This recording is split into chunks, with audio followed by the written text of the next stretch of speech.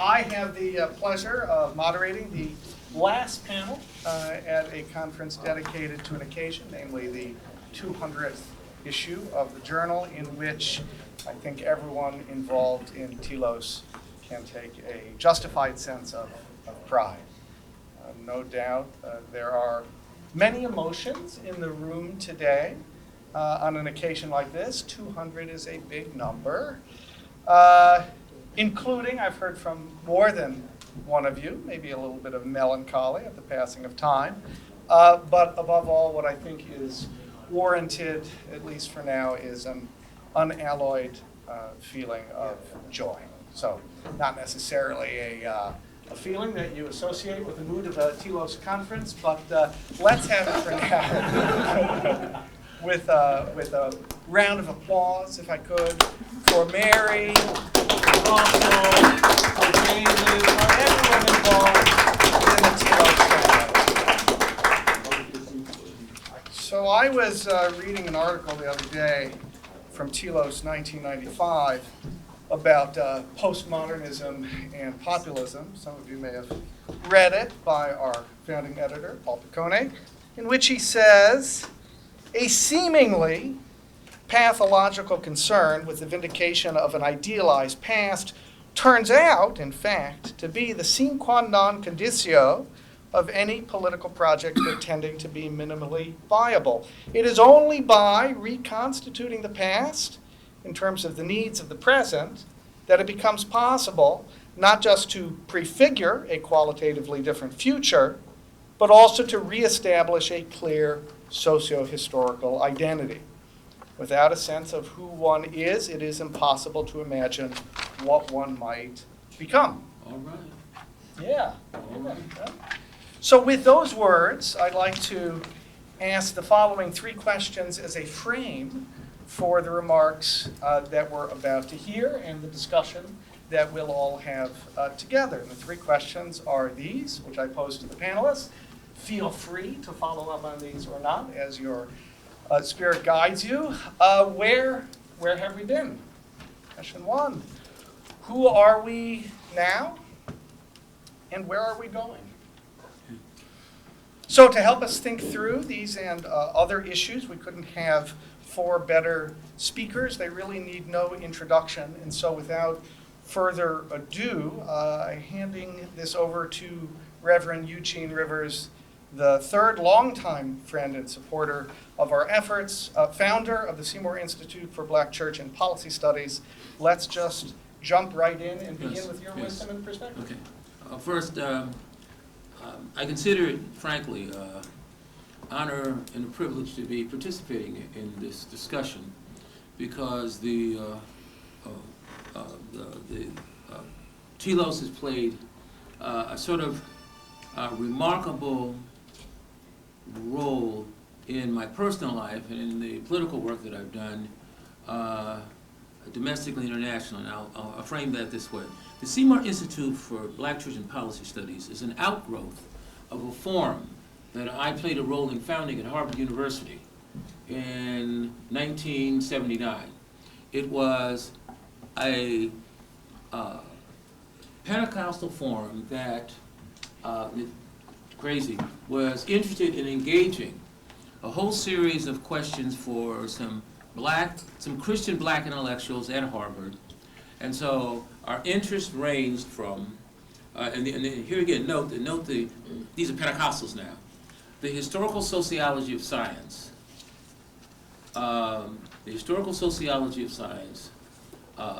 political theology, with a focus on then, because we're talking about 1980, right? Catholic political thought, sometimes known as liberation theology. And the objective was to address, as undergraduates, the collapse of a viable, radical black intellectual project.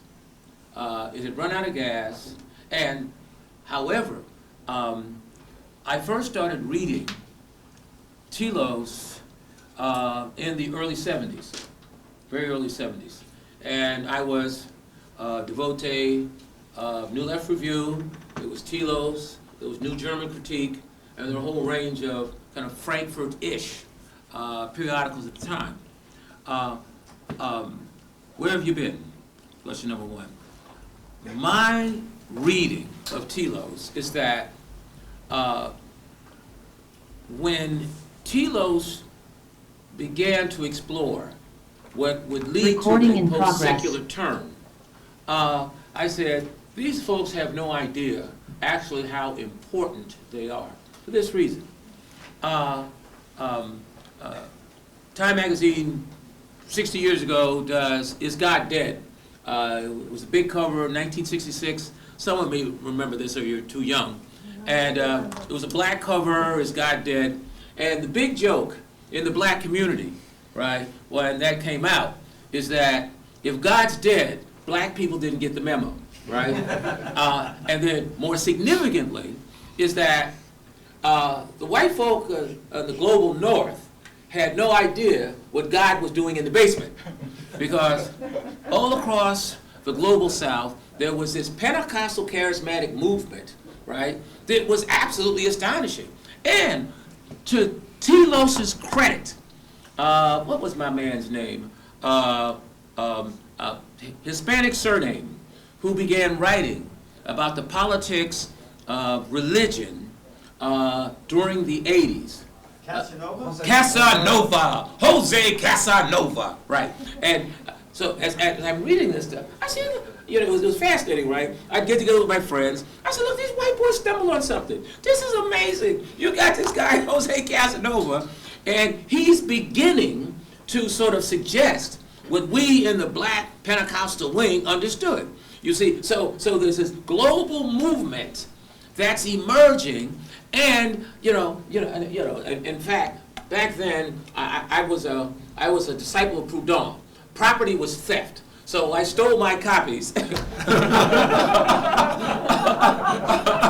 Telos, right? I was a Proudhon or whatever that was, right? And so then I said, okay, these white boys are onto something. And then periodically, increasingly, you'd see these essays, which were sort of entertaining and exploring what the post-secular mindset should be, and maybe we need to do have our own kind of theorizing of what was going on. And so that was actually very important. And I used to, it's funny, right? I used to circulate this stuff, and one of my running buddies, right, before he became a movie star, was Cornel West, right? And I'd bump into Cornel. I said, yo, man, listen, these white boys at Telos, man, these boys, but now, what's funny, right? Funny thing, right? So what happens, I don't know which one of you rascals put them up to it, right? But they assigned Adolph Reed, who was the most devout, God-hating Marxist we have in the black community, right? And they assigned Adolph Reed to review, was it Prophesy Deliverance, right? Did I say that right? Prophecy Deliverance by Cornel West. And boy, he beat it. For about 10,000 words, he beat my man Cornel up, right? But what was fascinating was that even in that, Telos was doing something that none of the other left periodicals were doing. So my first point is that you come from a remarkably creative place, and as an outsider, I was able to know, because like I said, I followed all the left stuff. I said, they're doing something fascinating. One, they're introducing concepts. I mean, the Schmidt stuff, just introducing the idea, right? I said, boy, these white boys okay, man. They're producing a fascinating body of thought, and increasingly, Paul Bocconi begins this discussion. Russell picks it up, and then religion as a new critical theory. That was bullseye. Religion is a new cultural theory. Ask the Pentecostals, and there are about 60 million of us in the world and counting. That was actually quite fascinating, and two things were converging for me. Number one of your inferior competitors, New Left Review, ran an article by Tom Nairn, The Modern Janus. It was fascinating, right? And what Nairn said, which overlapped with religion, he said there's going to be research. When all of the managerial academic elite said nationalism was some atavistic residue from some pre-modern period when men roamed the world dragging their knuckles, right? Tavernier says, oh, no. The Enlightenment got it wrong. You guys were smoking your own stuff. It's a wrap. And that was, I said, whoa, this is amazing what you guys are doing. Point, you folk have anticipated and been on top of some things. Now, you didn't develop them, but increasingly over time, my sense, so wherever you come from, you were on the cutting edge, seeing stuff. It would take a wild Italian, right, who was almost black, and his kind of visceral intensity, right? You were moving in a cutting edge direction, and unbeknownst to you, there were a lot of people following what you were doing, right? And so you've come from, for me, over the last 50 years, you weren't even aware of what you were doing, but you were innovating in some ways that resonated with black people. One, you had a fairly high theorization of nationalism, which to me was fantastic, repudiating the dialectic of enlightenment. Okay, you were doing that. And then secondly, for us, and here again, this may be wrong, but this is how black people read it, and we weren't going to worry about what everybody else thought. These things were creative, the nationalism, and then the religion stuff. That was absolutely fascinating. And in fact, you should probably recycle some of the stuff that you guys have done, because you've written some stuff for which I don't know. There are, counterparts. So, all right, that's history. Should I jump to where you're going? Now, what was the middle one? Where are we? Where are we? Right now, I think, now this will be short. Right now, I don't know exactly where you are, but you should be exploring now how to build on the best conceptual traditions and innovations that represent a hallmark. Not perfect, right? You got stuff wrong, got it?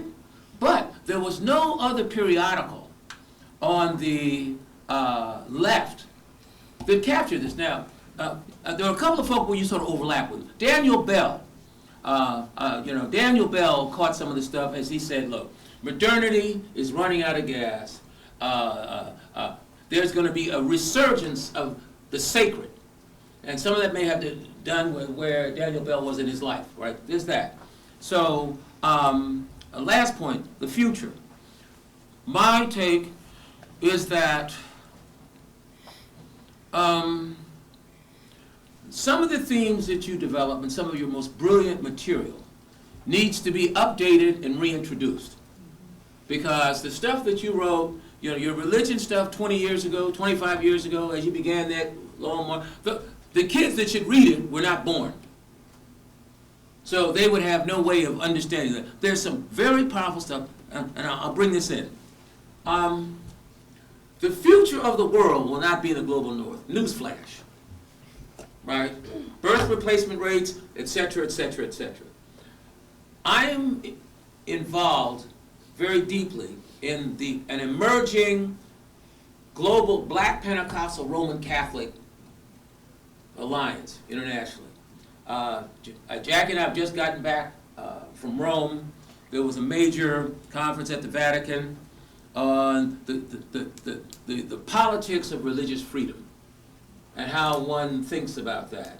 I've got some friends here that I've got to get in the mix on this because we need some Telos minds to assist in the dialogue. There needs to be, I think, moving forward, a reconsideration of the best stuff that Telos has done, and then upgrade it, polish it up, and recirculate it for generations that don't know that this stuff exists. You have to develop a productive relationship with the Black religious intelligentsia in the U.S. and abroad. Number one, I'll go it from my side. I want to get a younger generation of Black intellectuals who have power. That's the other thing. Black intellectuals have power internationally, within the Catholic world and the Pentecostal world, right? I want to, and I've sort of, begged and grabbed copies, circulated them. I'm going to be, Jackie and I'm just reporting this, talking about the future stuff. I want to be able, I've had the conversation with the leadership at Notre Dame. In a month, we're there. The best stuff that you, because this is the thing, you've done better Christian apologetics, right, with your analysis of stuff than what a lot of these folks can do. And you weren't even trying to do that, right? So moving forward, the question would be, how do we get Telos diversify its markets so that you circulate some of the key categories, because you've done work, you didn't really even know what you were doing other than the fact that you wanted to be intellectually faithful, and advance some powerful ideas. And finally, there's, we should have a conversation about how Telos can put legs on its vision by circulating it in markets that you didn't know exist, or that you didn't know would produce a demand for the excellent work that you've done. There you go. That's pretty good. That's pretty good.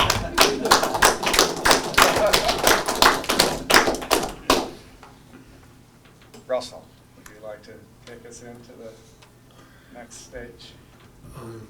It'll be hard, given the speaker that I'm following.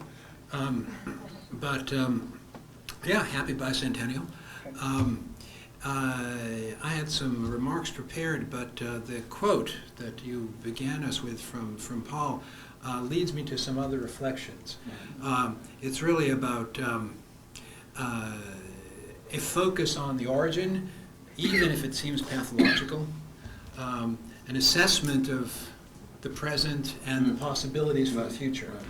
No future without the origin. There you go. And it reminded me, this will sound strange, although it makes perfect geographic sense, of the famous oration by Frederick Douglass, What to the Slave is the 4th of July, delivered to the Ladies' Anti-Slavery Society in Rochester, New York. Rochester, a city that has a lot to do with the biography of Paul Picone. So, put those two together. Okay. Douglass and Picone. If you know the speech, it begins with a reflection on origin, reflection on the founding of the United States in a remarkably positive way. He has hedges, he recognizes flaws, but it's above all a celebration of the founding. And then he dips into the, as he puts it, irony of his speaking there, the condition of slavery, the crime of slavery, the horror of slavery. I think he's actually making an implicit criticism of the abolitionist left that was using him. Right. But then it concludes, where we go, it involves the vision of the realization of the Constitution, that glorious document of liberty, as Douglass calls it. Right. Past, present, future. That's the assignment, huh? Right. So let's try to think about this Rochester program. Eugene has given us important thoughts on the past. Where we are right now, I think we cannot avoid talking about where we, not just we, but where the world is right now. Some of these issues, I think, have been remarkably absent from the discussion so far. The scourge of inflation that is ravaging the country, the economic situation in general, but the post-COVID, the closing of stores, but inflation. This is a sales tax on every good, and sales tax is the most aggressive kind of tax. So this is the social question. Right? It is not transitory. It is not transient. It is hurting everybody, and the poor more than anyone else. Add to that the collapse of the international security structure and the way we are edging toward military conflict of sorts. We are not yet in the midst of that, but there is military conflict in Europe and of the scale that people thought was no longer possible, which is to say that there were a lot of illusions that circulated in Europe about its perpetual peace. The notion that it could export wars to other parts of the world and not face them at home. And I'd add to that, so economy, security, the cultural crisis that we face here, especially in the United States, aspects of self-abasement, refusal of ideals,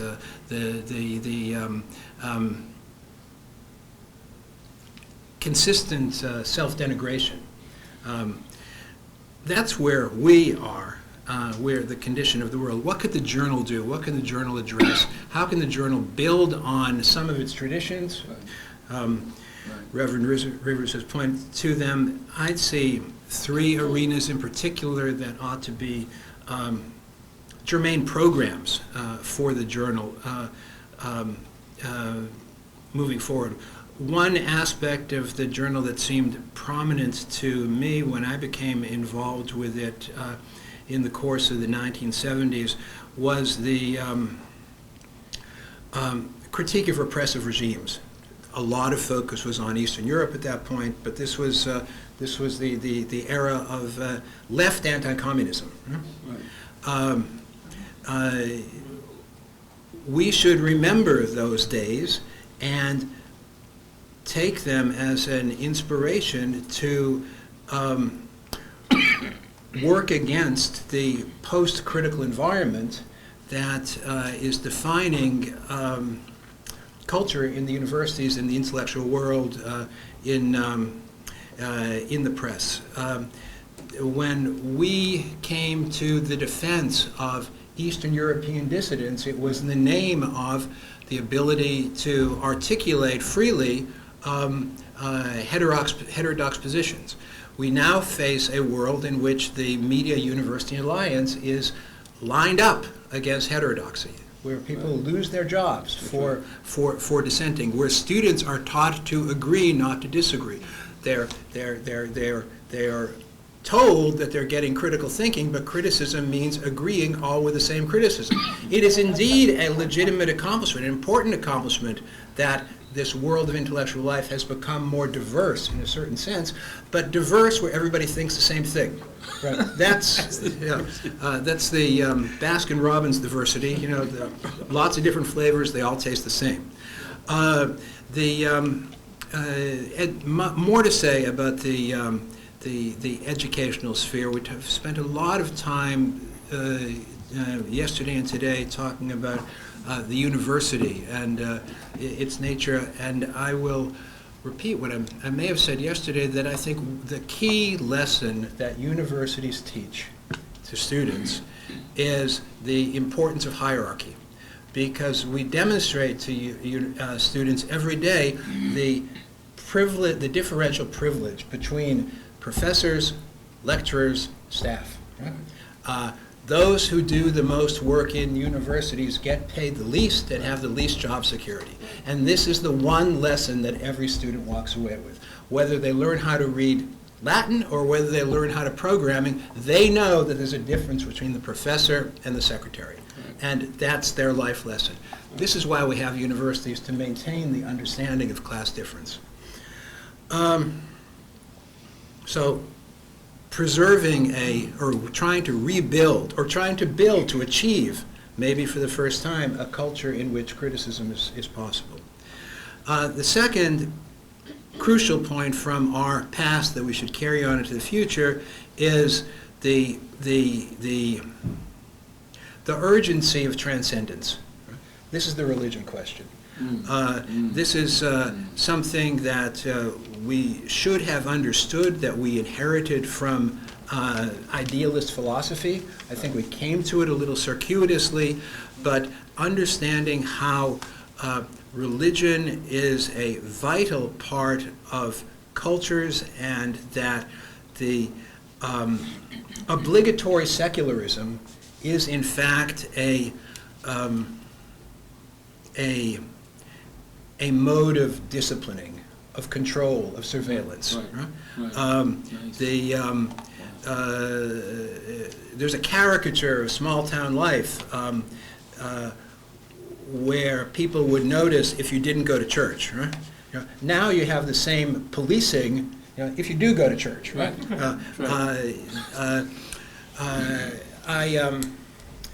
For a while I taught an undergraduate course at Stanford on ghost stories, a kind of comparative literature course, narratives about ghosts. So it's a legitimate literary category. People were sort of a little uncomfortable with the notion of ghost stories. They thought it's too trivial.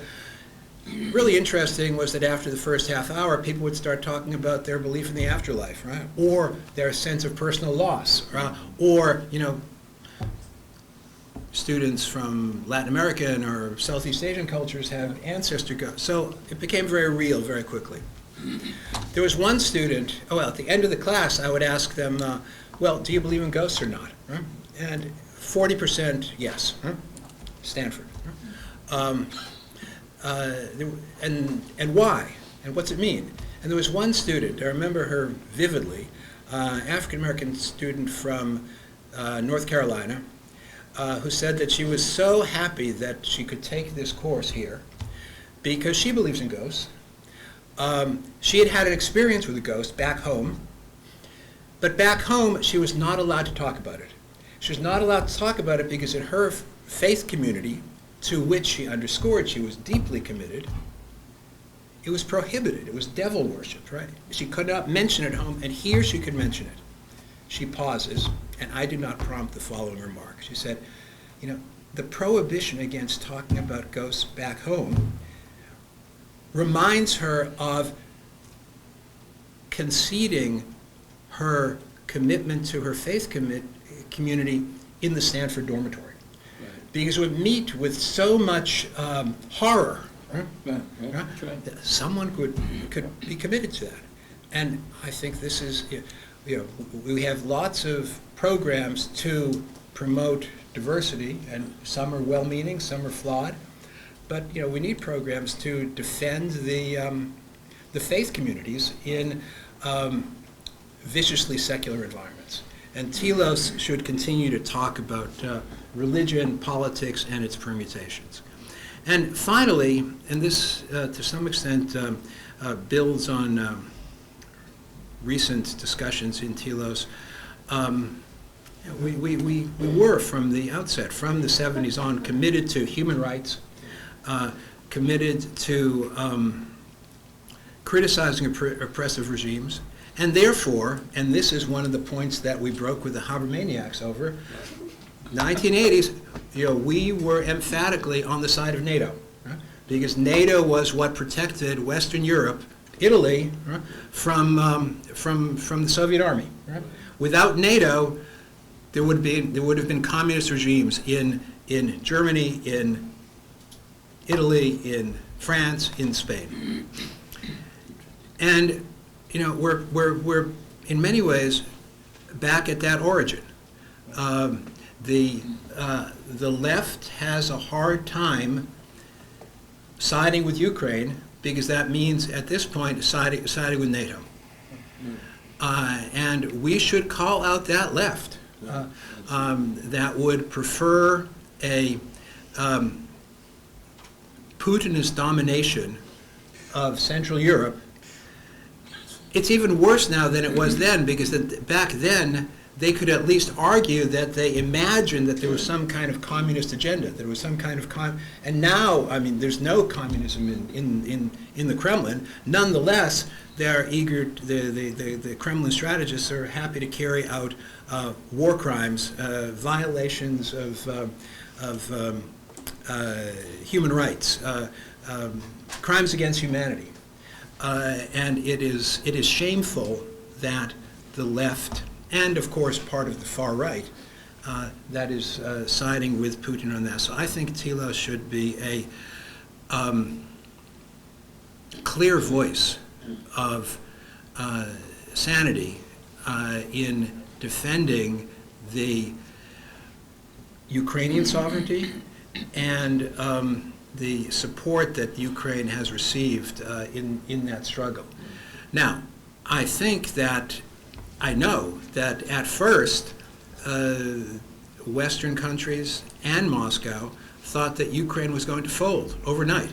And that's why there was, that's why President Biden heroically offered Zelensky a flight out of Kiev. But there are alternatives to cowardice in life, right? And it turns out that the Ukrainians were not prepared to fold. And I think that that Ukrainian will to survive found a lot of resonance and found a lot of support in Western publics long before the Western governments were prepared to support them. And it was the publics that pushed the leadership to support Ukraine.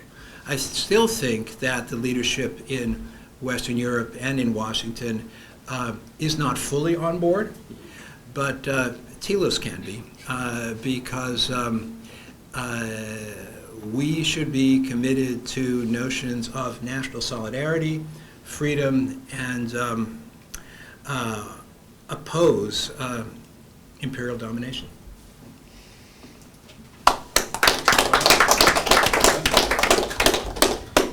And now to our current editor, David. David, take it away. Thank you. So I guess as the current editor, I could take all what you've said as my assignment.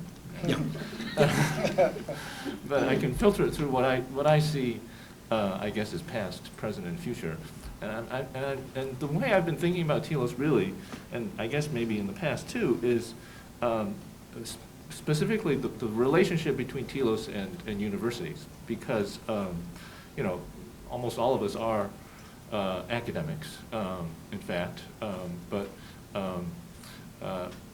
you know, Paul was certainly always kind of an academic, but also kind of outside of academia, right?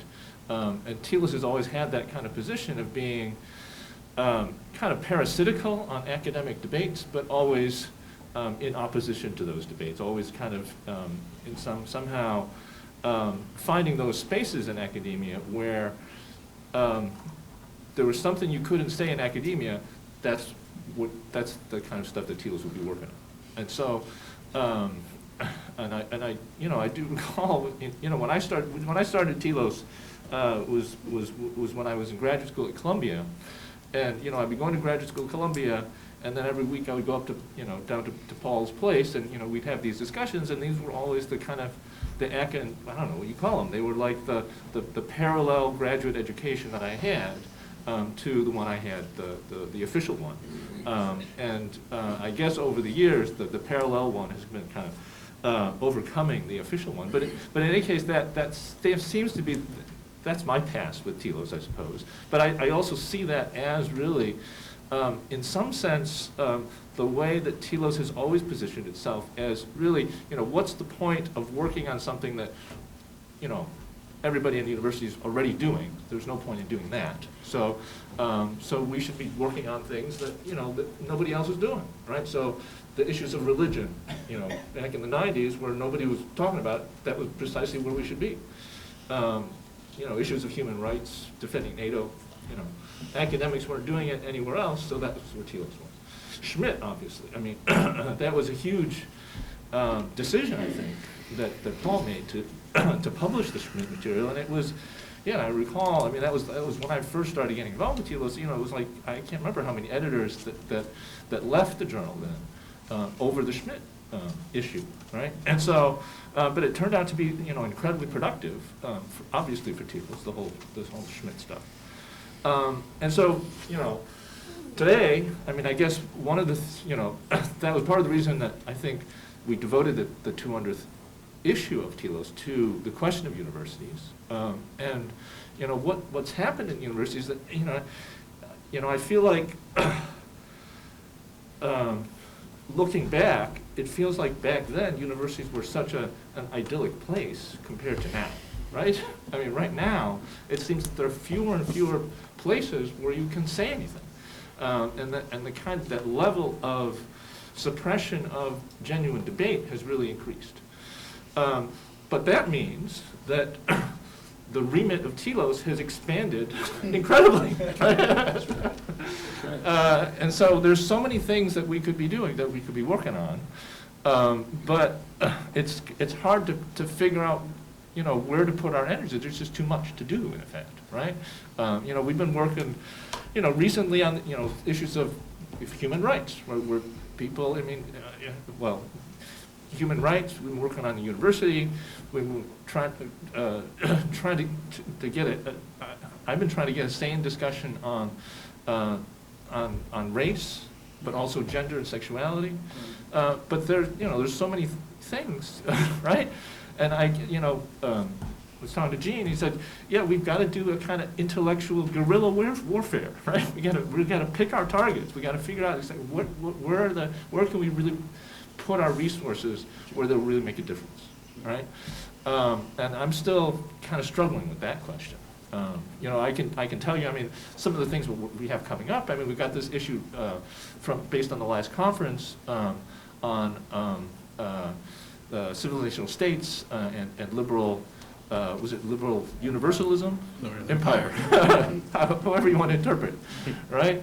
But dealing with a lot of, what I think is really interesting, I think what we need to be doing more is kind of uncovering a lot of the debates, what we're doing, uncovering a lot of intellectual debates going on in China, for instance, about their own thinking about their role in the world, right? That you just don't see very much, but we've got some issues, some articles on that. We've got some articles on the same situation in Russia. Some of these, the Russian intellectuals, what are they thinking about Russia? And these are serious thinkers that obviously have a kind of Russian, biased perspective, but we need to figure that out, right? But we have also got some very, very strong critics of Russia, of China, and their policies, right? And that we need to have that as well, but we need to understand what's going on in these other areas. So that's one place, I think, that where we could contribute something and really kind of try to open up to find these other thinkers that from all over the world that that they just don't get an airing so much. The other thing that we're continuing to do the human rights stuff. We've got a bunch of articles coming up on human rights. I've been trying to get a discussion off the ground on gender and sexuality. We have this call for papers. Then we had, for a long time that John Milbank had drafted, and nobody submitted anything. So we extended it. So nobody wants to touch this issue. So I'm not sure what to do about that. But I think it's just maybe too daunting for anybody to reach into at this point. But I think we'll continue to try and figure something out on that. And then this question of race in the U.S. And what we talked about today about class, right? These issues really, I think we need to be addressing as well. So I don't know. That's kind of what I'm looking toward in the future. But that's the one issue in terms of the future. But the other issue is just that I feel like we've got a kind of publicity problem in some sense. Right. There's just not much awareness of what we do, I feel like. And I think there should be more. Right. I'm not sure exactly how to solve that problem. So we've been working more on, putting together kind of an online presence, I've been doing this, trying to do this newsletter thing every week to try to point to past issues of Telos and stuff like that.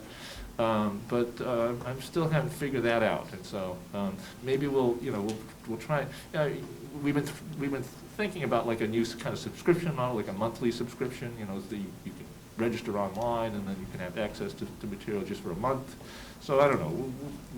We're still thinking about that.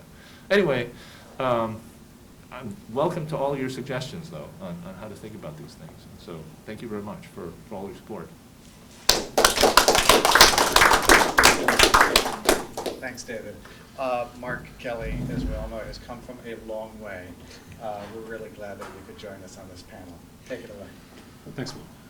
I'm very glad to be here as well, and of course, honoured to be invited to participate in this panel, and particularly to have, well, I guess not the last word, because there'll hopefully be some discussion, but honoured to be featured.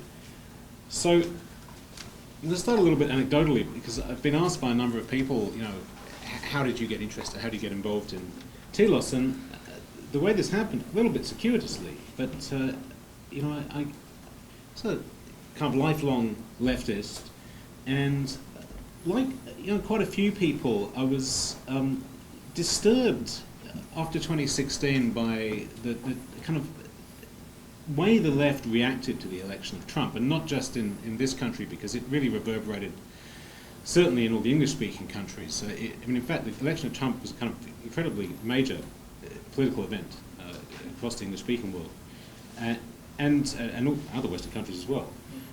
And led to what some people have called, I think, justifiably, Trump derangement syndrome. I really felt the left, which I'd always belonged to, kind of lost its mind about Trump. And I wrote a piece about this, arguing, which appeared ultimately in Telos, arguing that the left had systematically fallen into a kind of linguistic idealism, that the left had was no longer looking at material reality and had come to mistake symbols for reality. That when they were concerned with what words people said, you know, affects, that they weren't looking at the way this actually reverberated. Of course, I used mainly a scholar of the work of the French philosopher Michel Foucault, so I used Foucault's notion of the tactical polyvalence of discourse. It's this complicated little notion, but the idea is, you know, the words you say mean very different things in different political contexts, and I feel this was not being understood.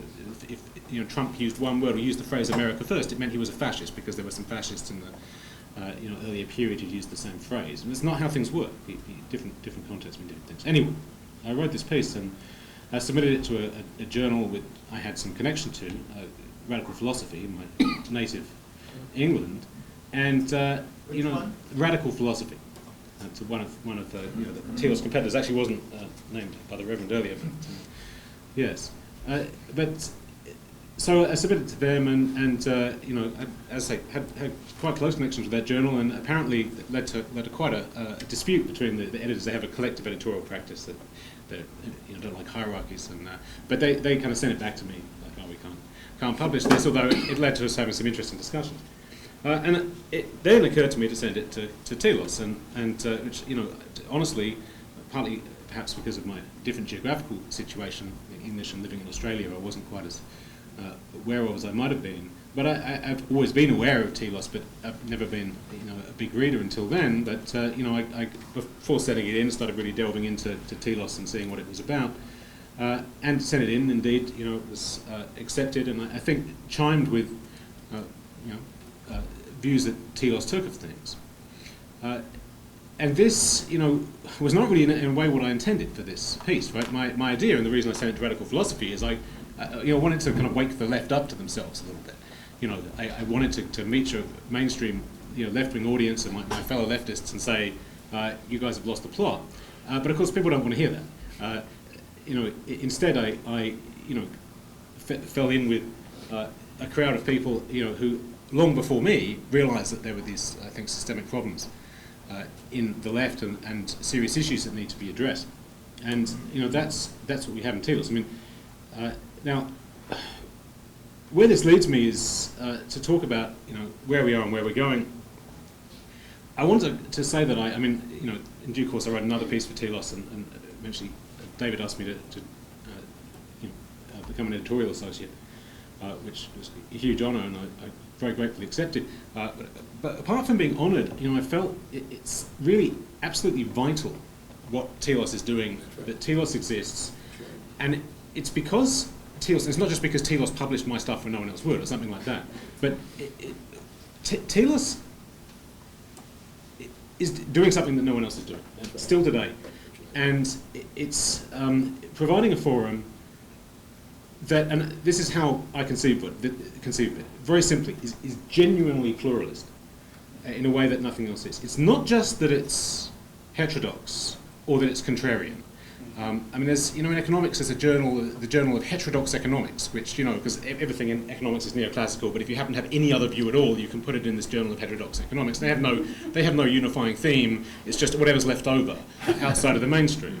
But that's not Telos. I mean, Telos doesn't disdain to publish things on the basis that they happen to be in tune with the orthodoxy. It's not that Telos, we're you know, only interested in outsider ideas or something like this.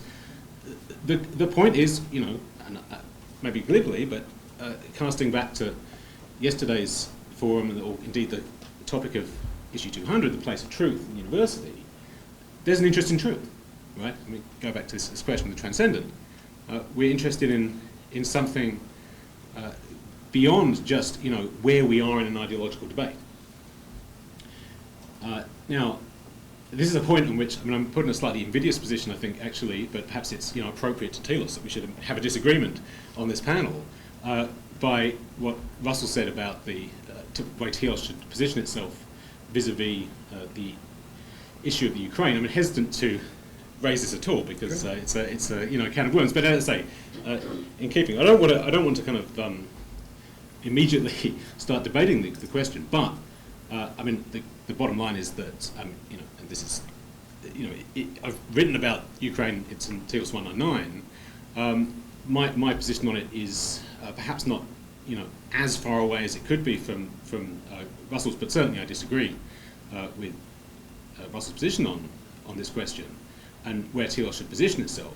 But to my mind, in terms of what Telos is and where it's going, it's inconceivable to me that Telos wouldn't feature debates on this question, right? Mm-hmm. So it's I'm the fact that I don't go along with that idea to me is not problematic, and that's precisely the strength, the telos, if you like, of Telos. I'm trying to be very clever. That it should, welcome this kind of disagreement as a way of approaching truth, and that fidelity, that mission, in a sense, I think, is just an imperative that we have to cleave to. That transcends these questions of whether people pay attention to us. Obviously, ceteris paribus, we want to reach the audience, and I'm, as I said to David earlier today, I'm fired up with evangelical zeal about this. And, I think exactly, a hearty amen to everything Reverend said in this matter. It's, I think the idea that we need to be getting this stuff out there for a new audience is exactly what needs to happen. But, we also need to be continuing, and we need to be continuing to follow truth. And if you follow truth, if I can be forgiven for ending on this note, you have to be willing to go to Golgotha. Amen.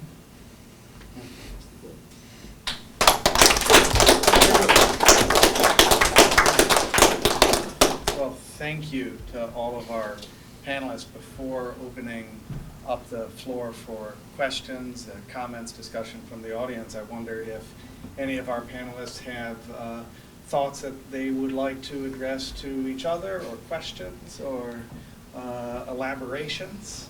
The floor is yours until the floor shifts that away, or online, and I'm watching all of you online for any raised hands.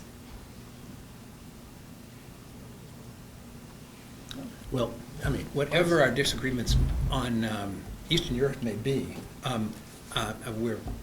I certainly am not advocating that we not have a debate on this stuff in Telos, of course, right?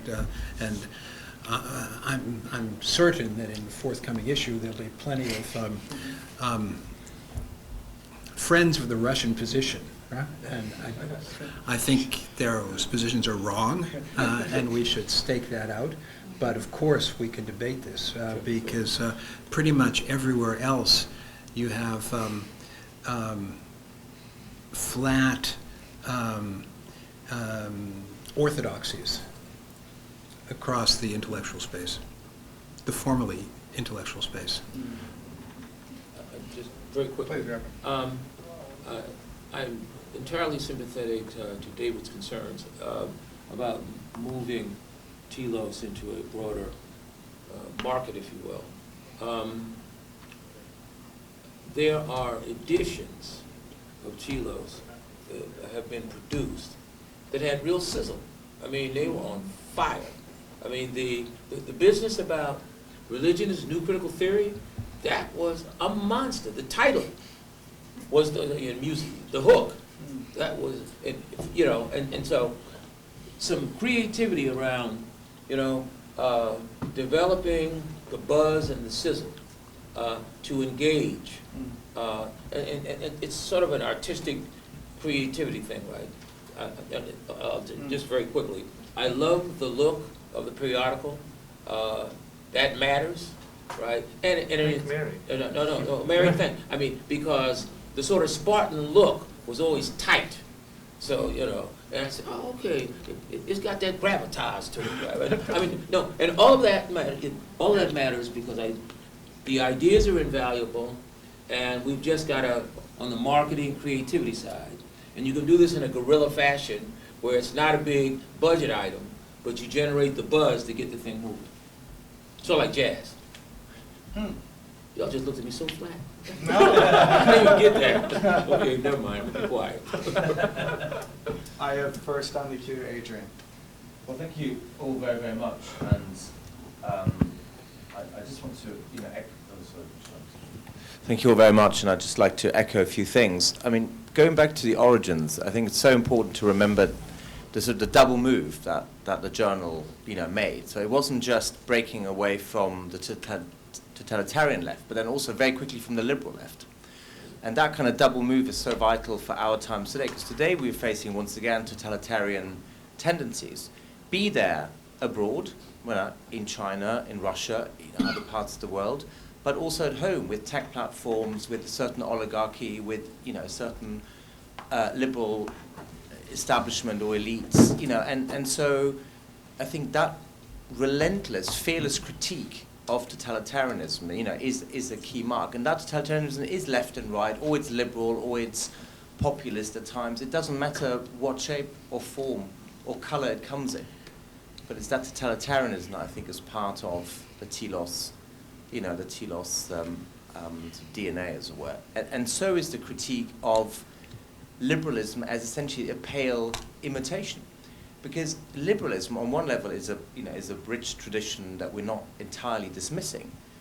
But liberalism as, in some sense, the new authoritarian, totalitarian, and I hesitate to use the label because it's often a lazy label, but even forms of liberal fascism are not a million miles away from where we are. And we mustn't flinch away from naming that. Because that is a critical, critical theory of the contemporary as well. That's right. But I think besides the critical aspect of Telos, there's also putting forward, albeit in more inchoate ways and not as a unified ideology or dogma, some alternative ideas. Right. As I think the journal has also done for all of its history, saying that things like federalism, subsidiarity, democratic localism, pluralism, whatever it might be, that there are some rich traditions that can help us not just think through where we are, but where we should be going. So the normative aspect, rejecting this relentless positivism in the social sciences and beyond, that essentially brackets out of the public discussion any sense that there are real alternatives, right, beyond the very sort of shallow, facile things that are offered to us. And I think it's also that work of naming plausible, constructive alternatives. Right? And I think at that point, it is important to build on what has been achieved, an incredible achievement, not because we think so, but because hopefully the readers think so. But also then to go beyond and not fall into the trap of thinking, there are some few iconic figures and they are Telos. I mean, sure, Jung, Schmidt, others are part of the Telos family and should be. But I think there is a slight risk at times that we sort of fall back on them as sort of, this is us. Right. And we are just going to do more of the same. Right. And besides more of the same, which is fine, the constant search for new readings and interpretations and so on, there also has to be that kind of openness to other voices. Because I think otherwise one could more easily put us into a box and say, well, Telos, that's essentially right-wing Schmittianism, which I think would be a gross caricature. But I think there might be a slight danger that, people can just say, well, that's essentially what the journal is about. So it's how do we guard against that? How do we reach the readers we want to reach, especially as universities, there's a closing of the mind.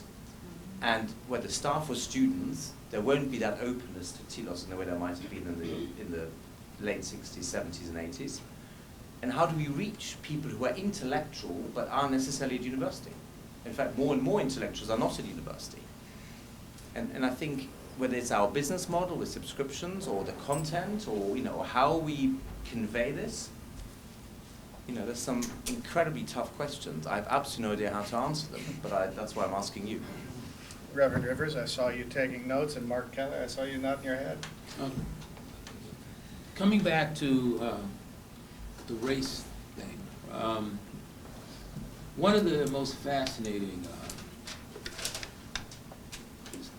editions of Telos was on federalism, you know, kind of populist federalism. It was astonishing because in the black community, as that edition got circulated, see, people fundamentally misunderstand that, for example, black nationalism was about race. That was wrong. If you read Genovese said it's not about race. He said blacks are not really a race, and so, yeah, right? He argued for peoplehood. Very different concept, which shifts all of the obsolete categories. And so for many black intellectuals, your edition on federalism was on fire, because that's how they conceived of black nationalism, as a form of federalism or subsidiarity. So we're not into race and all this, and so that has to be recaptured. I mean, as I'm thinking, the federalism thing, I remember it was a brown cover. It was sort of ugly, right? White, but okay. Let me get to the meat, right? So there's some concepts. So, and I introduced this because Telos is in a position to engage race, but we're not going to trivialize it using obsolete categories anyway, which are non-starters. Because once you get into race, then the conversation gets just totally incoherent, right? The categories are all wrong. And then I've got to take some of my medication that my wife gives me when I come to things like this and just pop a pill so I can be cool, right? No, it's extremely important. Yeah. This federalism thing, because in the communities, we were talking earlier, right? I mean, look, affirmative action is over, and that's actually a great one. The death of affirmative action, it's gone. And so the question will be, in particular, Genovese argues, blacks have an experience which is exceptional without analog. What happens when it became a grab bag, everybody was a minority, so everybody got into the minority sweepstakes, right? And it was alive from the beginning. And so I just want to, you know, in this discussion, there's some key concepts where Telos can engage this, and I want to propose, we were talking about it earlier. There has been a debate about the responsibility of black intellectuals that has actually taken off internationally based on some provocation I wrote 30 years ago, challenging Skip Gates and Cornel West and Bell Hooks on the whole PC thing. So I took them on, and 1,000 people showed up at the Kennedy School. That conversation was reintroduced by your inferior imitation, right? And I think, personally, this could be an opportunity, Ken Johnson's all over it, to do an amazing, real debate. You know, all the nonsense, no idiots are spared, to lead the conversation. Fantastic, by the way. Kenneth Johnson, I'm looking at you. If you want to raise your hand and chime in, feel most free. Any further, Mark, you had been nodding your head vigorously. That's right. So this is, yes, what Adrian was saying before. Not that I agreed with the I second. got you. I'm trying to think back now to what we just heard. If you'd like a minute, Kenneth Johnson has raised his hand. So Yeah, let's go to Kim Williams. Kenneth Johnson, would you like to unmute yourself and contribute to our fine discussion? Good afternoon, and I want to thank all of you for the presentations thus far, as well as Mr. Lynn and Mr. Cocken earlier. I have one brief correction, general correction to offer, and then I want to get specifically to some of the questions about Telos and what it can do next. One of the questioners offered the idea that Rodney King was murdered, which then, of course, caused the riots in 1991. He was not murdered. He was beaten severely by the Los Angeles Police Department, but he lived on. Got a big settlement. He died of drowning in his own swimming pool in his own home in 2012. And so I'm offering that the correction because that's how rumors and myths get started. Hey, Ken, So- just to break in for a moment, just FYI, the correction that you made in the chat function was projected online when we were talking. So there's been a double correction. Thank you for bringing that up again. That's Okay. terrific. So now let's go to Telos specifically. Telos has done some recent experimentation around race, particularly the Martin Luther King issue, Telos 182 in 2018. And I don't know what its critical response has been other than individuals who I bump into, but it did attempt to represent and recover Martin King's variant of liberalism and a radicalism which was much tamer than the wokeism we see today. And it might be that projects like that could offer, a fruitful direction for future discussions about race in Telos. And so I'm curious what the panel might think, was that experiment. And I want to thank, by the way, Russell and Mary and Robert Richardson for their help in getting that issue published. Yeah. We'd love to get more articles about this, and I think, we want to work on this issue. I've been trying to, people are hesitant to write on this. That's what I found. Same with the gender sexuality. There's such a kind of a dogma about it now that it's really difficult. But if I listened to Reverend Rivers carefully, I thought I heard him give Ken Johnson an assignment. Ken, you did such a great job on the King issue. We should talk about an analog issue. And here, in between sessions, I was talking with Gene, and there were two separate projects. Right. One is the one he just mentioned, the engagement on this question of black intellectuals. Right. The other would be sort of more black church issues, the role of religion.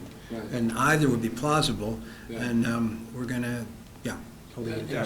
And in fact, Ken and I were talking early this morning, and Ken, could you say a bit more, and the conversation came up about, in the South, there's a market and various academic institutions where the pathology of wokeness has not overtaken the land. Ken, could you talk a bit more about some of the ideas you had about that? Because that's very important, what you were suggesting. Sure. So, and also I think, who was it yesterday? One of the speakers was talking about church-based universities. I'm trying to remember. I think that was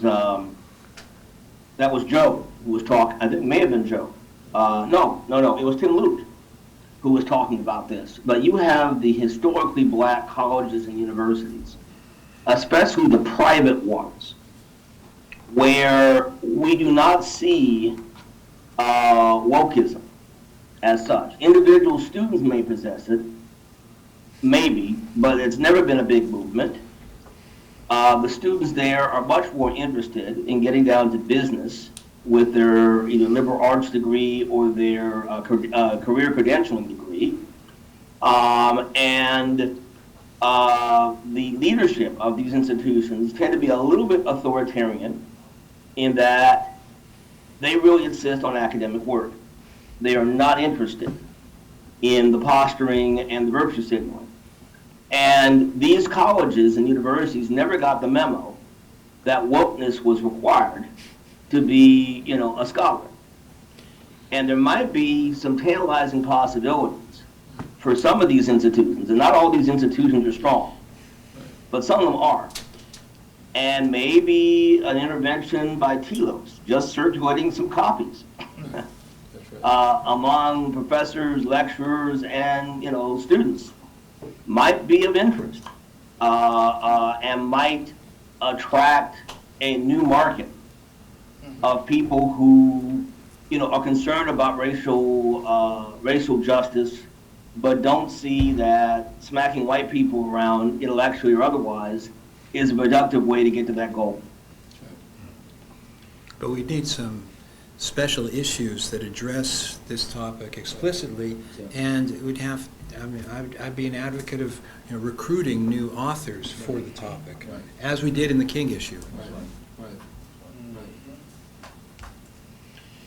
This reminds me actually what I was originally going to say about Adrian's comment, which is that, and this is kind of the same point, but writ much larger, which is that we have this impression about the woke dominance of the universities. I mean, it's there. I mean, we all who work in universities feel it, but I think it's based on a very vocal minority in positions of power in the universities. I mean, I have a somewhat analogous experience in the sense that I teach at a university where the vast majority of the students are students who are children of immigrants who English is their second language.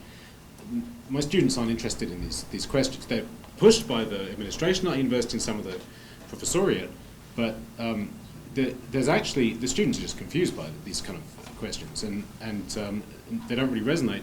It's also the case, I think, that, and talking to David about this earlier, I mean, I think actually there's a lot of quiet dissent among academics about a lot of things that are going on in private. Right. Like there's a lot of disquiet out there, and in this regard, I mean, I think Telos is in quite a privileged position in the sense that no one else is challenging the orthodoxy. Everything else is so sterile that actually, we shouldn't be abandoning the academic space entirely, because actually, although if you're absolutely right, Adrian, that there's an audience that Telos isn't reaching outside the university, which we should be reaching, because in fact that was always the point of it. I take it Telos to be para-academic and with a foot in both camps. But yeah, there's definitely, I think, an appetite out there that, but again, we're perhaps not reaching. And Mark references the experience in the woke university, and I agree that there's the minority of woke ideologues whose impact is amplified by two other dynamics. One is the expansion of administration. So it's not that all of the administrators are committed to this, but this is the content, and they expand their administrative reach via the virtue signaling of the woke. So there are two sides to this. And I'd add to that, especially in the United States, I'm not sure how this is in the UK or elsewhere, the anxiety about litigation, and so much is driven by the General Counsel Office of the university. What can we do in order to CYA in terms of any possible conflict in the future? I want to pick up on two terms that have been used and that we should maybe reflect on a little bit more. I agree with Adrian that there's a proud anti-totalitarian position that one could take. This is the left anti-communist tradition. But that left anti-communism, I mean, this goes back to the early mid-20th century, and that's fine. It's hard for, I wouldn't. I'm hesitant to describe the wokeness as a totalitarian phenomenon, although there's an overlap. It's not always only totalitarian. There's a kind of more expansive repressiveness, authoritarianism. I don't think we have I don't think that we have the right vocabulary for it quite yet. It's from that anti-totalitarian tradition, but it's not that. I mean, they're not knocking at our office doors and taking us out and shooting us. Right? There's something else that's happening that is egregious that we need a different descriptor for. And this brings me to Ken Johnson's comments when he was describing some historically black colleges where the leadership is committed to education, but the leadership is also, this was your term, Ken, was authoritarian. So yes, we want to be critical of authoritarianism, but we're not necessarily opposed to all authority. And That's right. there's a kind of semantic slippage between those two. That's And we have to be prepared to defend That's right. defend what? Appropriate authority or That's right. legitimate authority. That's right. Defending legitimate authority would, of course, dovetail very neatly with the defense of the state that Right. came up this morning. That's right. I don't want to hammer anybody That's into right. a particular position here, but we're in fact not anarchists, right? We're not That's right. libertarians. No. There's room for authority, and there may be room for hierarchy, but not the wrong ones. Can I just pick up on Ken's point about the black college stuff? A couple of basic facts that should be understood. Genovese, in Roll Jordan Roll, does a brilliant job, very important book, The World the Slaves Made. Genovese does a brilliant job of explaining that many of the slave leaders were pragmatic, right? So there's this Nat Turner fantasy, the brothers want to burn down everything and everybody, right? So you got that sort of myth. Genovese says, well, it's very important because it connects to the college and institution building stuff. Genovese says, no, they weren't Toms, they were realists. And these slave leaders were not going to lead their communities into suicidal, adventures, which would produce thousands of orphans in their journeys. Very important point, and it's related to when Ken talked about the authoritarianism, right? See, what the black college leaders did is that we're in the apartheid South, no adventures, and that president would pull the faculty in, some firebrand who thinks he can be Webb Du Bois in Atlanta, Georgia. Well, no, you're not going to do that in 1917. You're not going to do that, boy, because you'll get killed and get us all killed. We have to have, and to the point about authority, I'm the leader, and my job is to keep everybody alive. And so I'm the boss. Now, if you want to be experimental and woke, circa 1918, you go to Harlem, where you can talk all the trash you want. But down here in Atlanta, my job is, and so for survival, authority was non-negotiable. There is a leader. You can call me what you want, but you better keep it under your breath, right? Because my job is to take you from A to G.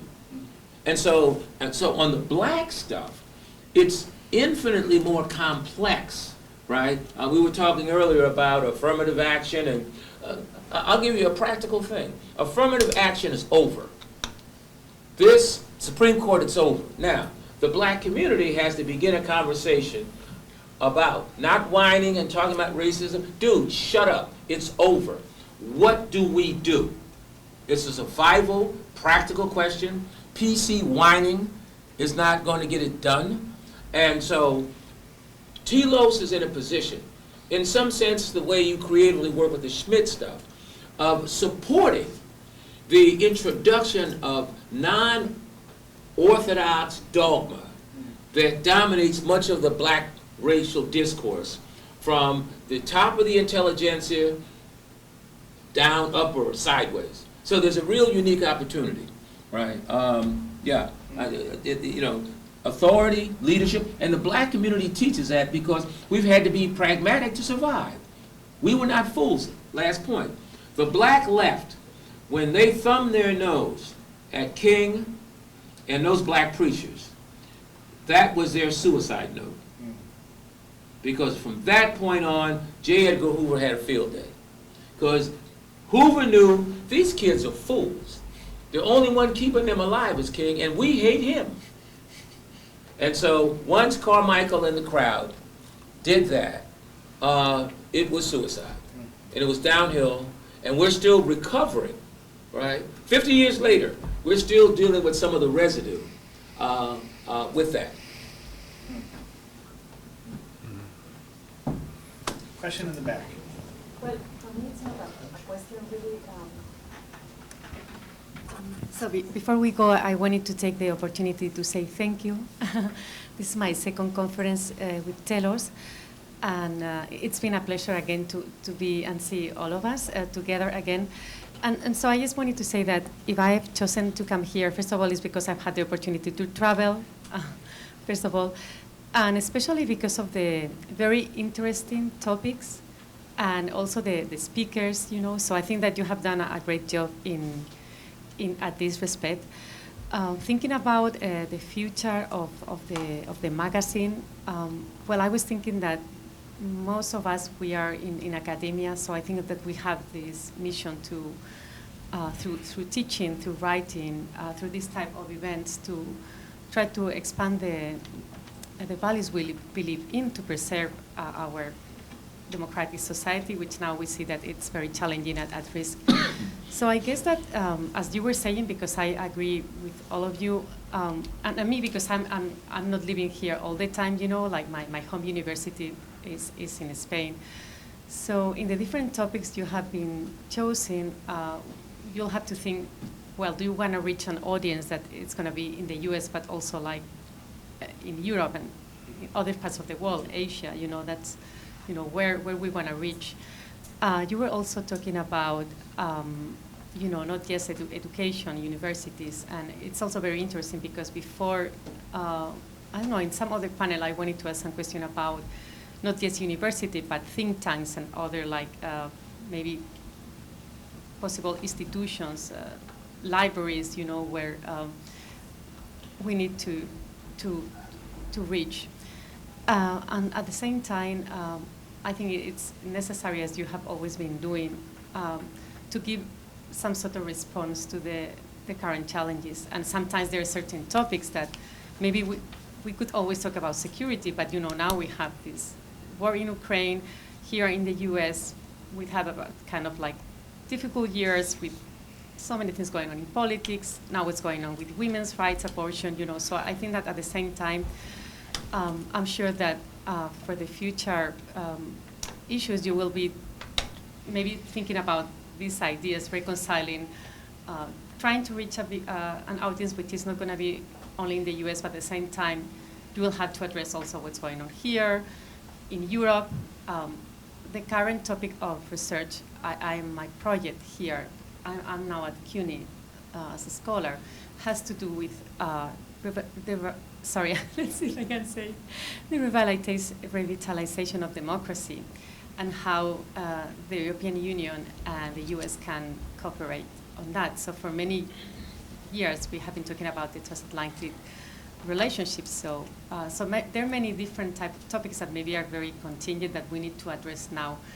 And I guess that it will be part of the dialogue that we have been maintaining during this time. So thank you again so much for having this type of events and for the magazine and for the opportunity of seeing each other again. Thank you so much. Hey, David. Can I say something, please? Yeah, of course. Hi. Microphone. When I hear sizzle, it reminds me of Moish Gonzalez. Yeah. And I remember issue number 134, where Milbank wrote an article, and Alain de Benoit wrote a response. And that to me was sizzle. Or in the past, when I would sit up late at night in the early years when I took over as publisher and would read lines of Paul's introduction, there was always some sizzle in that there was always a rebuttal. And I just wanted to make that comment. I also want to clarify that the journal has been global, always. You know, there's always been almost like a 60-40% globally, US versus the world. So the journal was not electronic back in the day that Paul was running it with you guys on the board, but the journal's always been global. So I just want to clarify that. So the challenges as the publisher, as we're still trying to fight and stay independent and figure out how to get more subscribers, we try to get to the librarians, but I think people who want to continue to support Telos has to really roll up their sleeves Right. and help out. Right. Because there's not much that I can do Right. when I contact a librarian. Right. Those who are current subscribers of the journal, Right. whether it's Cornell or in Europe, they need to read the journal and put usage in with the librarians, because librarians are not where they were 20 years ago, where they kept a journal alive and thriving because, people, they knew the journals. Yeah. People who run the library are numbers. They're just doing analytics. So I just want to comment that that's where I struggle as the publisher. Right. I think current past editor has done brilliant work. And certainly from the institution where we started in '06 to where we are now, it is global. So I think you guys are doing a brilliant job. Reverend Rivers, when you talk about sizzle, Right. to me, it was like, where's Moish Gonzalez Right. or other radicals who are going to shoot from the hip Right. and not afraid to speak, Right. as opposed That's to, because we're not a vanilla journal. That's right. And that's why, for me, that's why I still have passion to continue with the journal, because you guys, it's important to continue to shoot from the hip and not be afraid. Not that I'm saying you guys aren't, but I'm just saying, it's always been global. So I just need to say that. Thank you. Before turning to Marcia, who's first on the queue, any thoughts, particularly perhaps from David? Yeah, so, thanks, Mary. Appreciate that comment, because it really is, I think, one of the things about Telos that also differentiates it from universities is that there's especially I think in the humanities, maybe in the social sciences, this hyper-specialization these days that really it's a way of, in some sense, it suppresses debate, because everybody's got their own specialization, and so they're the authority, so you don't discuss with them, or you don't debate with them. But one of the difficulties that we publish on all different topics, right? And I don't feel competent in very many of the topics, and I depend on other people to help me and to be able to evaluate essays from all these different places and all these different disciplines. But it's also important, I think, for us to be generalists and debate with each other and not be kind of afraid of a kind of a disciplinary credential or something like that. And that's always been, I think, the case also with Telos, is that we have really tried to always be open and trying to vet articles that come from, or essays that come from all different places and from all, it doesn't matter, the name of the person that wrote the article. It really is about the ideas. And it's sometimes, we get some crazy submissions sometimes, but some of the crazy submissions are worthwhile, and then you got to figure out, well, how crazy is this?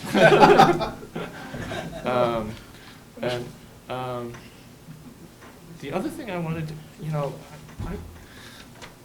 we've had this thing about liberalism, so I just responded to Adrian. I'm just not sure, when you say that we need to do this critique of liberalism, partly yes, but partly I feel like, part of liberalism is, defense of human rights, defense of a particular idea of world order that's based on, defending nation states, I suppose, and sort of self-determination of peoples, and that for me is part of the whole liberal tradition in international order. So I think there's a kind of debate about this, but I'm not sure how you are seeing the critique of liberalism, or what you understand by liberalism when you talk about liberal totalitarianism. No, I'm just saying it's a tendency in liberalism. I'm saying all of liberalism should be reduced to that. I see. But I think it's important. I probably was clumsy when I talked. Sorry, just as a rejoinder. I was clumsy when I talked earlier. I didn't mean that we are facing a totalitarian threat in the way that we did in the first half of the 20th century. Now, this is not a form of either ancient despotism or modern dictatorships, but I think just because it's more subtle when it comes, for instance, to tech platforms or to attacks on freedom of speech or, other forces, some form of extreme identity politics, I think just because it's more subtle, it's also in some sense more sinister because the enemy is not that clearly visible. Right? With totalitarianism, ancient or modern, despotism or dictatorship, you see it more clearly. It's a party, it's an army, it's a leader, it's, the structures are much more clearly visible. With tech platform, it's much more diffuse. We can see the advantages of social media. The darker sides are not quite as clear. But here again is, the wealth of the Telos tradition and the tradition on which it builds. For example, the two sides of the Enlightenment that, of course, Adorno and Horkheimer wrote about so eloquently. That, the whole myth of modern progress is that somehow the progressives, in the widest sense, in the philosophical sense, claim all the kind of achievements for them, but then they're never responsible for any of the crimes. And that's the problem, which I think Telos has helped to debunk. It's those myths. And look, I think it's very important to have a healthy debate about the nation-state, liberal world order, rules-based order, and so on, because you and I don't agree, but that's a good thing, because the last thing we want is groupthink in the journal, where we all publish the stuff that we all agree with, and it's one party line that effectively we're peddling. That's the last thing we should be doing. In effect, we haven't done it. So the strength is precisely we bring people from left and right, more liberal, more conservative, more progressive, more populist, whichever binary you choose to invoke, we are publishing people from across the spectrum. But at the very least, we should not be publishing, and I don't think we have, people who are, just going to go along with any consensus, be it a liberal one or a conservative one or whatever. Even in the debates about the nation state, we should be critical of what the nation state has become, that it's been an instrument of capitalism, that it's been an instrument of denying local democracy, as well as a great bulwark against certain forces. So, it's that nuanced, complex debate we've been having. Right. But not to go along with the stereotypical, John Eikenberry type, the liberal world order is the most wonderful thing, and anyone who questions it is a fascist. I mean, that's what, we've never ever done that, and nor should we or will we. But I think fundamentally what I was trying to get at is this idea that we are a platform for dissidents. Right? For people who don't go along with the orthodoxy of the day, who question it at home and abroad.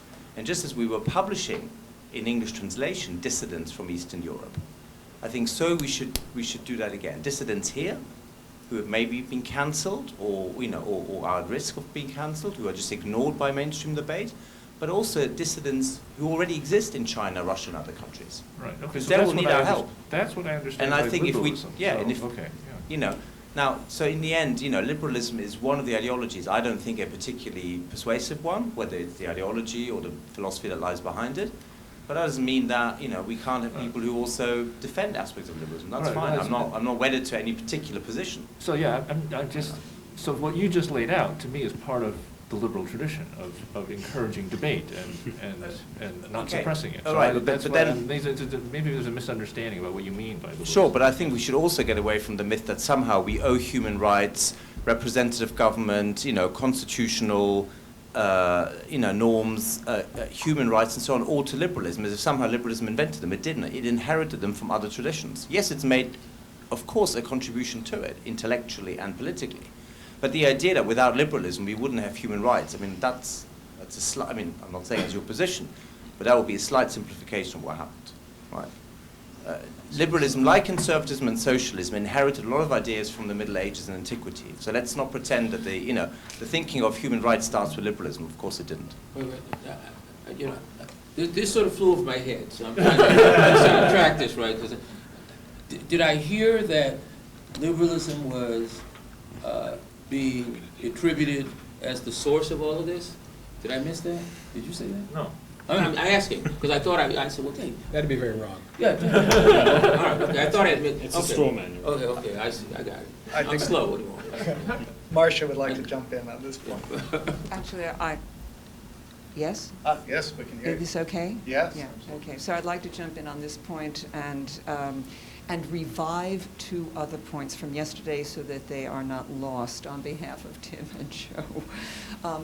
One, I was very recently asked to write an essay about the theological premises of Christianity and Judaism as they contribute to liberal democracy in the best sense of the word.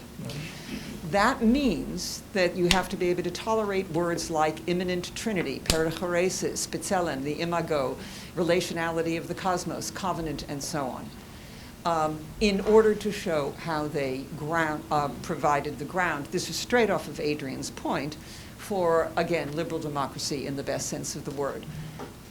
I would like to see Telos take that kind of debate and discussion up if we are talking seriously about diversity of opinion. This is not to say that liberal democracy didn't have other contributors, like Aristotelian republicanism or whatever, but that there are theological principles that contributed throughout the modern period to the development of liberal democracy. Any room for that at Telos? That's a question. It's not a rhetorical question. It's a question.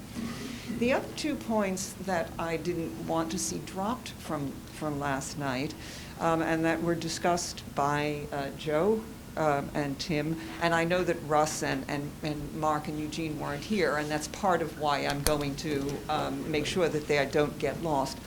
And one was that the constriction of ideas doesn't happen only on the left. And many examples were given, including by me, of constriction of ideas on the right in K through 12 ed, but not only that, through the wide range of smaller, less famous, less elite colleges and Christian schools throughout the country. So again, not a rhetorical question, but is Telos also willing to address that problem and not only look at constriction of ideas on the left? Related to that, and this is jumping off a point that Russell just made, the constriction of ideas at the university comes also not only from undue wokeness, but also from the move to treating the university as a corporation run by, Russ, as you say, an expanding administration, where the professors and their courses are understood as products sold to the consumer, the students or the students' parents.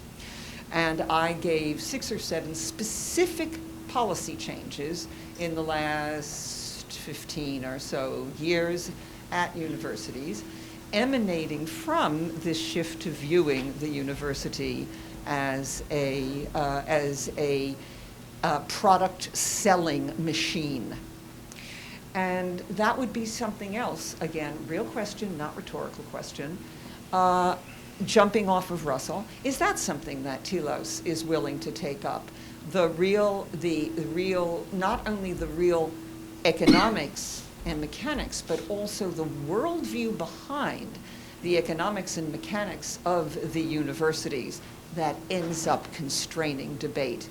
I'm employed by one of the most woke universities in the United States, and the constriction of ideas that I see across the board comes so much more from the expansion of the administration, not only treating, but managing, as though they were managers managing a production line, managing professors and courses on a consumer model. Question, shall Telos take that up? So those are 3 ideas. Let's turn to Russell. Yeah. And also let me just say, Russell, before you start that, again, turning to the folks online, you're most welcome to join us. Just raise your hand. And of course, Michael Lind, after your wonderful keynote talk, please know you're especially welcome as well. Russell. Okay, I'll be brief. 3 points I just want to tag. Clearly, liberalism is a convolute of multiple phenomena and multiple traditions. There is a lot in liberalism that is worth defending, but in the spirit of dialectic of enlightenment, we should ask, where does liberalism turn into its opposite? Where does contemporary liberalism find itself at odds with some of the principles laid out in the Universal Declaration of Human Rights, particularly with regard to family discussion? One nasty feature of liberalism is that it's not just about individual rights, it's about open market and infinite transparency. And one form that takes in university discussion is the call for open access journals. Open access journals are the death knell of private journals. This may be the point of the open access advocates, but we institutionally in Telos are in the middle of that dialectic of enlightenment. If universities can only hold open access journals, we're over. Secondly, longer discussion to be had with Eugene, that position within parts of the historic, maybe current African American leadership against radicalism as threatening to the community, I think has interesting parallels with the sort of rabbinic tradition. Yeah. It's admonition against sort of Bar Kokhba revolutionism, which only led to catastrophe. To be continued. And then finally, if we want to reach a wider audience, I think there's not a gender question, but a genre question. This is great, right? But your average high school sophomore isn't going to pick it up. Your average college sophomore isn't going to pick it up. We tried to address the genre question with Telescope, right, which is kind of easier access format. Maybe we need to explore other easier access formats that could distribute our ideas more fluidly across the publics that exist and not the publics that we imagine. And that could be their access, their gateway into the headier parts of the Telos production.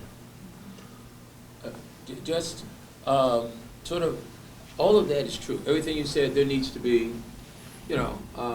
Telos Light, Telos Intermediate, Telos with lots of pictures. No, that's all real. That's real. There are a number of, Skip Gates took over a very famous African journal called Transition. Some East African guys put this together. He has done a brilliant job with the art. So he hasn't lightened it, right? But he just says, okay, visually we got to put some sizzle. We got to put some art on this thing. Because personally, I love the lean kind of aesthetic quality. There's an austere. This got some sparkle to it, right? I mean, this edition on the color, and so there's the original Telos, which in its presentation is art. I mean, high journals with a kind of austere aesthetic quality, which is part of the cachet of the periodical. People come to people come to expect that, at a number of different levels. And so diversify that. There's a pop version. I mean, there are any number of versions, but this is the, the logo, that's eternal. That should be there forever, right? I mean, because it's a signature statement. It's like Daniel Moynihan in bow ties, right? What could happen to please, and then just to respond to Marcia on the different topics. On the university topic, we address those topics in our current issue on these issues of the corporate university and the transformation of the university. The other topics, I don't know much about, and we depend on people to submit things in order to publish them. So if you know people that would like to submit things on these topics, please have them submit. I mean, I guess in some sense, Telos is kind of like the Reader's Digest of the intellectual world, right? We bring together all these things that are kind of out there that we don't know about, or that other people don't know about. We kind of put it together. Metaphor is not going.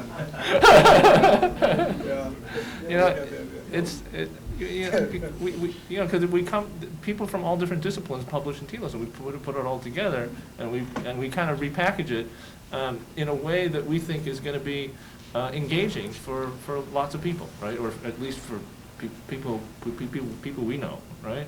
And I think that, yeah, we depend upon these submissions, right? And we can look for things, we can organize certain topics that we were really interested in publishing on.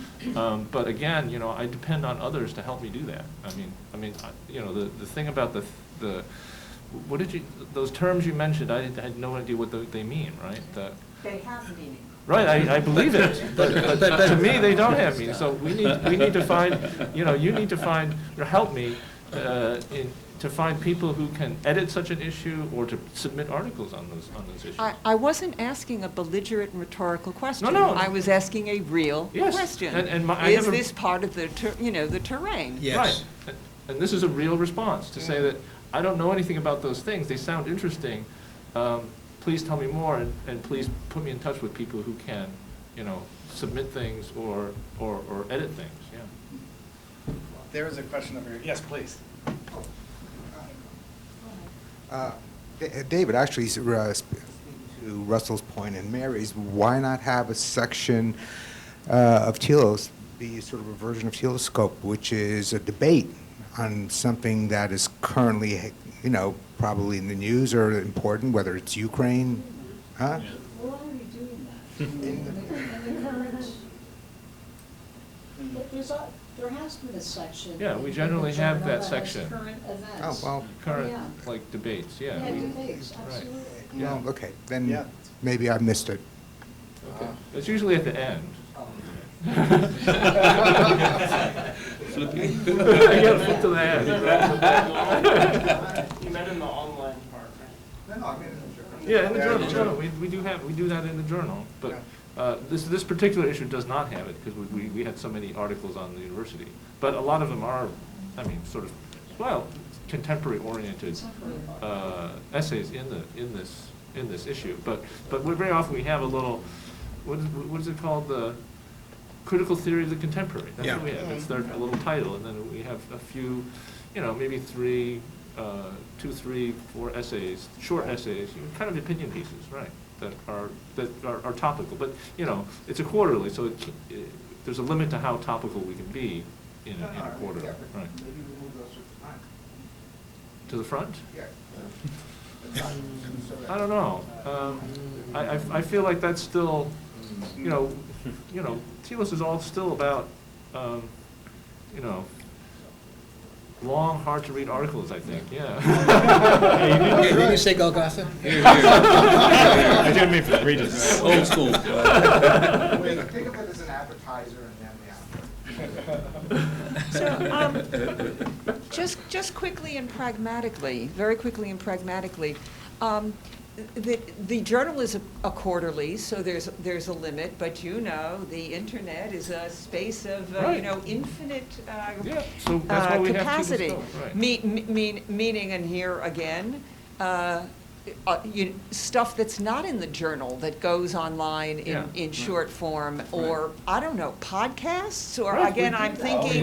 We've been doing that, yeah. In the, I don't, there are technical issues, but again, Russ has already mentioned this, forms that don't necessarily repeat what's in the journal, but get critical ideas out there in the currently chic forms. Right, yes, so yes, we've got Telescope, we've got our podcast now, and I've been doing this weekly newsletter thing. And if you would like to submit a short little piece, you know, every Monday, we come out with something little short, just kind of a teaser like that, and to whet people's appetite, yes, right, for more. And also, what we just started with Mark leading this with the Telos students Oh, yeah, that's project, been great. which is global.